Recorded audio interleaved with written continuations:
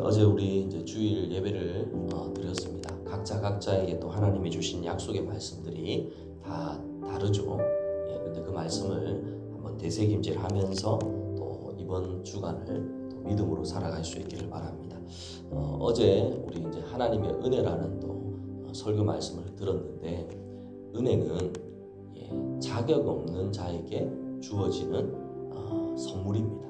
자격 없는 자에게. 이제 하나님의 은혜는 예수를 믿는 그리스도인들은 자격 없는 자에게 베풀어 주신 이 구원의 은혜를 생각할 때 우리가 믿음으로 살아갈 수가 있어요. 그래서 이제 교회 생활이나 가정 생활이나 직장 생활이나 특히 하나님을 위해서 헌신하거나 섬기는 것도 다른 게 아닙니다.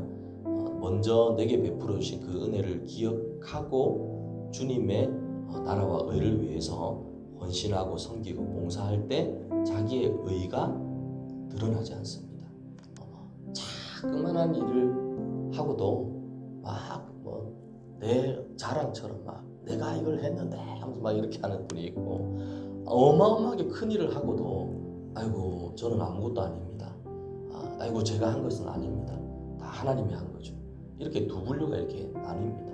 근데 그 분류가 이렇게 나누는 거는요, 은혜를 아는 자, 그렇죠? 베풀어 주신 은혜를 아는 자와 모르는 자의 차이예요. 근데 우리가 하나님의 말씀을 이렇게 늘 듣지만 잊지 말고 기억해야 되는 게 베풀어 주신 은혜입니다. 우리는 이 기억에 한계가 있거든요. 어제 이제 사도 바울도 다시 너희에게 복음을 이렇게 전한다고 하는 이유는 자꾸 잊어버리기 때문이에요. 우리가 이제 보통 위기와 어려움들이 오면 상황만 보잖아요. 문제만 봅니다. 어렵다, 힘들다, 망했다, 이제 끝났다, 내 인생은 이제 끝이구나. 그런데 가만히 지나온 걸음들을 생각해 보세요. 하나님 은혜로 여기까지 살아온 게 은혜잖아요. 그렇잖아요. 또 저보다는 우리 성도님들이 정말 죽을 고비를 몇 번 넘긴 분들도 되게 많잖아요. 때마다 시마다 병으로 인해서 아이고 내가 이제 끝나는 건 아닙니까? 천국 가는 것은 아닌가? 막 또 사업이 망해서, 아니면 직장의 어려움을 당해서, 또 자녀들의 아픔 때문에 고통스러워하고 아파하고, 심지어 교회도 이제 끝났구나, 이제 교회가 생존할 수 없구나, 이런 마음이 들 때도 있었지만 하나님이 여기까지 인도해 주셨잖아요. 그걸 잊어버리면 사람이 교만해져. 어느 분이 그러더라고요. 등 따시고 배부르니까 이제는 막 원망하고 불평한다고. 절대 그렇게 하면 안 됩니다. 그 광야에 40년 동안 이스라엘 백성들 그랬잖아요. 애굽에 종되어가지고 그래 고통받을 때 하나님이 긍휼히 여겨주셔가지고 애굽에 종되었던 이스라엘 백성을 건져주셨잖아요.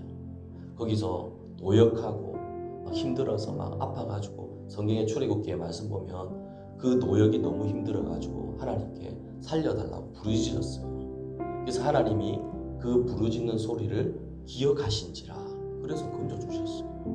근데 나중에 어떻게 됩니까? 여러분 아시죠? 광야길에서 다시 애굽으로 돌아갔으면 좋겠다, 옛날이 더 좋았다.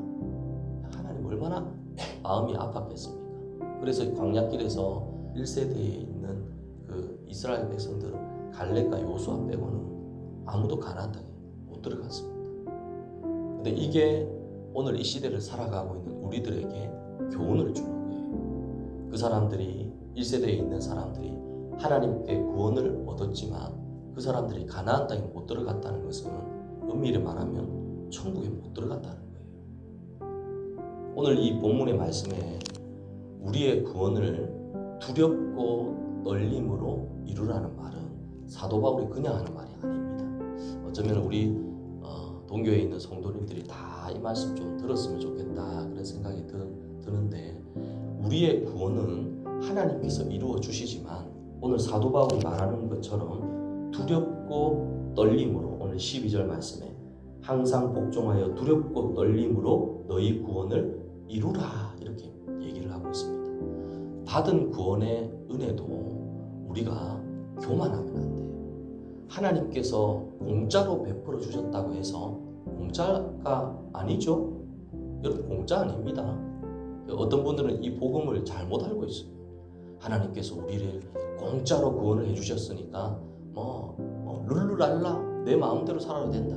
이런 생각을 가지고 신앙생활하는 사람들은 광야 이스라엘 백성들하고 똑같습니다. 그게 아닙니다. 사도 바울, 여러분 사도 바울 어떤 인물입니까?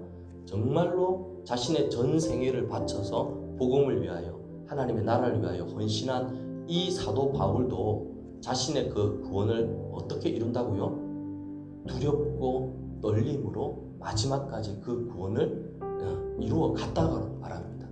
물론 기본적인 이 구원의 통치는 하나님의 손에 있어요. 이거는 변함없는 진리입니다.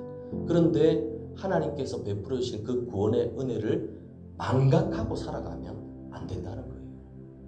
근데 사실 성경에 보면 그런 인물이 있습니다. 여러분 그 디모데후서 4장 10절에 보면 데마라는 친구가 있거든요. 데마라는 친구는요. 디모데후서 4장 10절에 이래 되어 있습니다. 데마는 이 세상을 사랑하여 나를 버리고 데살로니가로 갔고. 보세요. 두렵고 떨림으로 주님을 믿고 나아가야 하나님의 온전한 구원이 이루어지는 거예요. 그런데 데마는 세상을 사랑해서 결국에는 나를 버렸다는 것은 처음에는 예수님을 따르고 복음을 따라 살았는데 나중에는 어떻게 됐습니까? 주님을 버리고 세상으로 나가버렸다는 것입니다. 물론 이제 하나님의 통치 안에서 보면 데마에게는 하나님의 어떤 구원의 은혜가 없었겠죠. 우리는 그걸 잘 모르죠. 우리의 이 구원은 우리 스스로 판단할 수가 없기 때문에 사도 바울도 두렵고 떨림으로 우리 구원을 이루라 이렇게 얘기를 하고 있습니다. 물론 하나님으로부터 받은 이 구원이 우리의 어떤 의와 우리의 노력으로 되지 않지만 베풀어 주신 그 은혜를 망각하고 살아가면 오히려 어떻게 될까요? 더 하나님으로부터 회초리를 받게 된다는 것입니다. 믿음으로 살아가야 할 사람이 의의 길로 살지 않고 죄의 길로 살아가게 되면 우리 부모님들도 회초리 들은 것처럼 하나님 아버지도 회초리를 들은 거예요. 그 회초리가 뭘까요? 어떤 사람에게는 물질일 수도 있고 어떤 사람일 때는 건강일 수도 있고 어떤 사람에게는 자녀일 수도 있고 회초리 드는 이유는 뭘까요? 회개시키기 위한 거.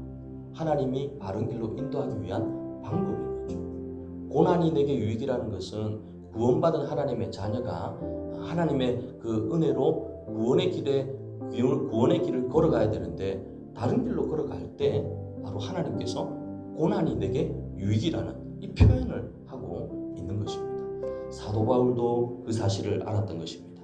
그래서 사도 바울은 항상 두렵고 떨림으로 너희 구원을 이루어 가라는 것은 너희의 신앙과 믿음을 항상 살펴보고 믿음 생활하라. 그 말을 우리에게 하고 있습니다. 어제 주일도 거룩하게 보내었지만 여러분들이 한 주간의 삶을 살아갈 때 하나님의 뜻대로 믿음으로 살아가는지 나 자신을 잘 살펴보고 믿음의 길을 걸어갈 수 있기를 바랍니다.